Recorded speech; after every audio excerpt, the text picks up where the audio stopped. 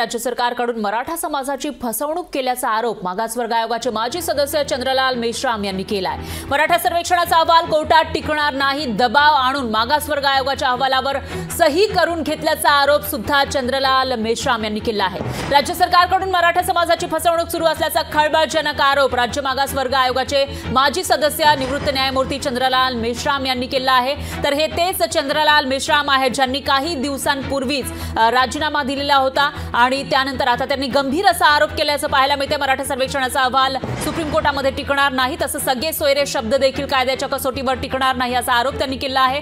चंद्रलाल मेश्राम यांच्यावर कारवाई करत त्यांना आयोगातून बरखास्त केल्याची माहिती काही दिवसांपूर्वी समोर आली होती आणि तेच माजी सदस्य चंद्रलाल मेश्राम यांनी खळबळजनक असा आरोप केलाय। तर याविषयी चंद्रलाल मेश्राम यांच्यासोबत बातचीत केली आहे आपले प्रतिनिधी चंद्रशेखर भांगे यांनी। जे विधानसभेमध्ये जे चर्चा होईल ज्यावेळी सर्व सदस्यांना तो उपलब्ध करून दिला जाईल त्यावेळेस ते कळेल। आता दुसरा जो प्रश्न आपला आहे की या आयोगातून मला का वगळण्यात आलं, तर मला नोटिफिकेशन परवा सायंकाळी 4 वाजता मिळाली।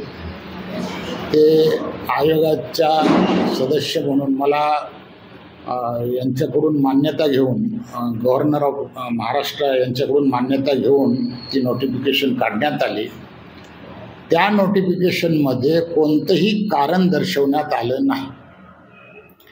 कारण जर दर्शवून जर मला काढलं असतं तर मला निश्चितपणे त्याच्यावर भाष्य करता आलं असतं। लोकशाही मराठी ऐका, पहा, जागरूक रहा।